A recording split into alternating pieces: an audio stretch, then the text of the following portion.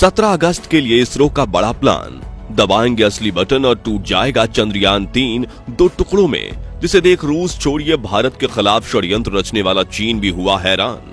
साथियों, रूस अपना लूना 25 को छोड़कर यह सोच रहा होगा कि शायद भारत इससे डर जाएगा, लेकिन इसरो को इससे कोई फर्क नहीं पड़ा, बल्कि उन्होंने तो ट्वीट करके रूस को बधाई दे दी है और कहा है कि चलो चांद पर मिलेंगे। जी हां, चंद्रयान 3 इस वक्त चांद की कक्षा में परिक्रमा कर रहा है और अब बड़ी खबर यह है कि आज 16 और 17 अगस्त के दिन इंडियन स्पेस रिसर्च ऑर्गेनाइजेशन हमारे इस बाहुबली स्पेसक्राफ्ट का असली बटन दबाने वाली है, जिससे चंद्रयान 3 की इस चांद की यात्रा में दो बड़े बदलाव होंगे। दरअसल 5 अगस्त के दिन इसरो के वैज्ञानिकों ने चंद्रयान 3 को चांद के गुरुत्वाकर्षण की ओर धकेल दिया था और उस दौरान चांद ने इसे अपनी 164 किलोमीटर इंटू 18,074 किलोमीटर की अंडाकार कक्षा में पकड़ लिया था, जिसके बाद समय समय पर लूनर ऑर्बिटर मैन्यूवरिंग परफॉर्म करके लगातार इसकी कक्षा को घटाया जा रहा था। और अब 16 अगस्त यह वह दिन है जब चंद्रयान 3 की अंडाकार कक्षा को घटाकर इसे 100 किलोमीटर इंटू 100 किलोमीटर की गोलाकार कक्षा में भेजा जाएगा। यह प्रक्रिया डी ऑर्बिटिंग के नाम से जानी जाती है और इसरो के वैज्ञानिक इसे चांद की 5वीं ऑर्बिट में ठीक उस समय कर चुके हैं जब ये चांद की सतह से पूरे 100 किलोमीटर की ऊंचाई पर पहुंचा। दोस्तों, 100 किलोमीटर की कक्षा पकड़ने की यह प्रक्रिया इतनी अहम इसलिए है क्योंकि किसी भी घूमती हुई चीज को उसके अंडाकार रास्ते में से निकालकर गोलाकार रास्ते में रखने के लिए सही रफ्तार और एंगल की जरूरत पड़ती है। और जैसा कि आप जानते हैं कि चांद की इसी कक्षा में चंद्रयान 3 का प्रोपल्शन मॉड्यूल कई सालों तक लगातार ये घूमता रहेगा। इसलिए एंगल अगर 1 डिग्री भी इधर उधर हो गया तो प्रोपल्शन मॉड्यूल हर चक्कर में चांद से दूर चला जाएगा और एक समय ऐसा आएगा जब यह चांद के गुरुत्वाकर्षण से निकलकर डीप स्पेस में खो जाएगा और इससे मिशन फेल भी हो सकता है। इसलिए इसरो के वैज्ञानिकों ने इस प्रोसेस के लिए तगड़ी प्लानिंग करी है। आज 16 अगस्त के दिन चंद्रयान 3 के इंजन का बटन दबाया, जिससे इंजन ऑन होकर सुबह 8:38 से 8:39 के बीच में 5वीं कक्षा बदल चुका है, जो 100 into 100 किलोमीटर की ऑर्बिट होगी। ध्यान देने वाली बात तो यह है कि इस प्रोसेस के सभी स्टेप पहले से ही चंद्रयान 3 के आर्टिफिशियल इंटेलिजेंस सॉफ्टवेयर में फिट कर दिए गए हैं। यानी अगर मानो धरती से कोई चूक हो भी जाती है तो आर्टिफिशियल इंटेलिजेंस इसे अपने आप ही ठीक कर लेगा।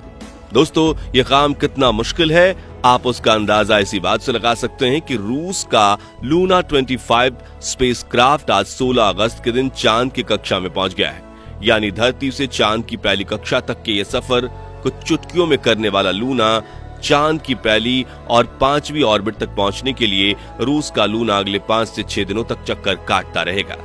अब चंद्रयान 3 की बात करें तो आज 16 अगस्त के दिन 100 into 100 किलोमीटर के ऑर्बिट में धमाकेदार एंट्री करने के बाद हमारा चंद्रयान इस कक्षा में कुछ दिन आराम से चक्कर लगाएगा, लेकिन उससे पहले 17 अगस्त को इसी कक्षा में चक्कर लगाते हुए चंद्रयान 3 का प्रोपल्शन मॉड्यूल इसके लैंडर मॉड्यूल से अलग होगा। साथियों, इस प्रोसेस को करने के लिए स्पेस क्राफ्ट के दोनों हिस्सों को जोड़ने वाले हुक खोले जाएंगे, जिसके बाद पिछले हिस्से की रफ्तार धीरे धीरे कम की जाएगी ताकि आगे वाला हिस्सा अपनी कक्षा में आगे बढ़ जाए और बिना किसी नुकसान के दोनों हिस्से अलग हो जाएं। जिसके बाद चंद्रयान 3 का लैंडर और प्रोपल्शन मॉड्यूल दोनों ही चांद के 100 into 100 किलोमीटर की कक्षा में अलग अलग घूमते रहेंगे। प्रोपल्शन मॉड्यूल तो यहाँ इसी तरह से चक्कर लगाता रहेगा, लेकिन 20 अगस्त के दिन चंद्रयान 3 का विक्रम लैंडर अकेले ही चांद की ऑर्बिट को और कम करके 100 into 30 किलोमीटर की ऑर्बिट पकड़ेगा और जहां से 30 किलोमीटर की ऊंचाई से वो अपनी रफ्तार को धीरे धीरे कम करते हुए चांद की सतह की तरफ बढ़ेगा। बता दें कि इस दौरान पहले तो लैंडर की रफ्तार को बढ़ाकर इसे सतह की तरफ धकेला जाएगा, लेकिन सतह के करीब पहुंचते हुए इसकी रफ्तार को धीरे धीरे कम किया जाएगा, जो काम इसमें लगे लेजर एल्टीमीटर और लेजर डॉपलर वेलोसिमीटर सेंसर्स की मदद से किया जाएगा। दोस्तों, लैंडिंग के दौरान चंद्रयान 3 के विक्रम लैंडर की रफ्तार कई हजार किलोमीटर से घटाकर सिर्फ 7.2 किलोमीटर प्रति घंटा कर दी जाएगी। जिससे ये चांद की सतह को छूते ही रफ्तार से आने वाले प्रेशर की वजह से टूटकर बिखर न जाए और चांद की सतह पर सॉफ्ट लैंडिंग कर पाए। इस तरह से अपने सफर में आगे बढ़ते हुए 23 अगस्त के दिन शाम के करीब 5:47 पर चंद्रयान 3 का विक्रम लैंडर चांद की सतह पर कदम रखेगा, जिसके बाद ये अगले एक लूनर दिन यानी कि पृथ्वी के 14 दिनों तक चांद पर एक्सपेरिमेंट करेगा, जिसमें इसकी सहायता इसके अंदर मौजूद 6 टायरों वाला 26 किलो का रोबोट यानी प्रज्ञान रोवर करेगा। जी हाँ, विक्रम लैंडर में चांद की सतह पर ट्रैवल करने के लिए कोई टायर नहीं लगे हैं, बल्कि ये तो सिर्फ एक जगह खड़ा होकर अपना काम करेगा और अपने उपकरणों की मदद से ये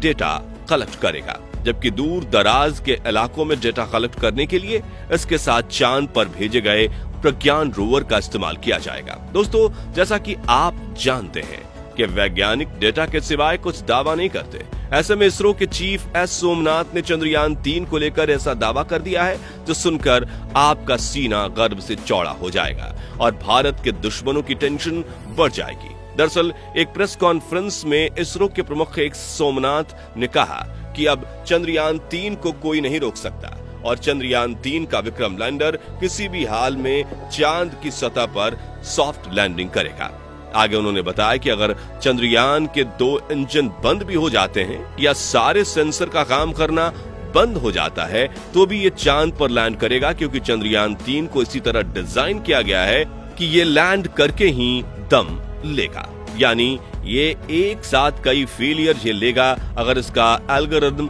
काम करता रहा और propulsion मॉड्यूल ठीक से चलता रहा तो इसका चांद पर उतरना तय है। दोस्तों, इसरो चीफ का ये भी कहना है कि 100 किलोमीटर की ऑर्बिट पर चंद्रयान 3 में कोई कठिनाई नहीं दिख रही है। सिर्फ एक समस्या है पृथ्वी से लैंडर की स्थिति का सही अनुमान लगाना। इसका सही माप लगाना बहुत महत्वपूर्ण है। ऐसा इसलिए क्योंकि उस वक्त विक्रम लैंडर पृथ्वी से काफी ज्यादा दूर होगा और इतनी दूरी पर उससे संपर्क बनाए रखकर रियल टाइम में ट्रैकिंग करना काफी मुश्किल होता है। दरअसल साउथ पोल चांद की फार साइड में आता है, जहां सिग्नल ब्रेक होना एक आम बात है और सिग्नल टूटने पर यान गड़बड़ा जाता है। साथियों, इसी वजह से पिछले मून मिशन यानी चंद्रयान 2 में चांद की सतह से 2.1 किलोमीटर की ऊंचाई पर इसरो का चंद्रयान 2 से संपर्क टूट गया था और वो चांद की सतह पर क्रैश लैंड कर गया था। हालांकि इस बार इसरो ने चंद्रयान 3 के लिए एक एक्सपर्ट ब्रेन डिजाइन किया, जहां विक्रम लैंडर के अंदर लगा आर्टिफिशियल इंटेलिजेंस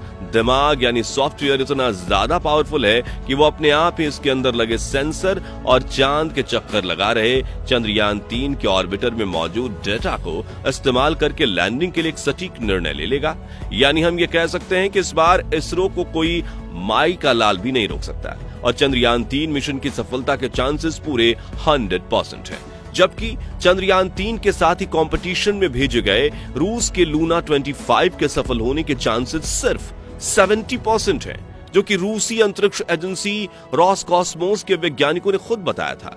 अब जो अंतरिक्ष यान शुरुआत से ही 100% सफलता के चांस को लेकर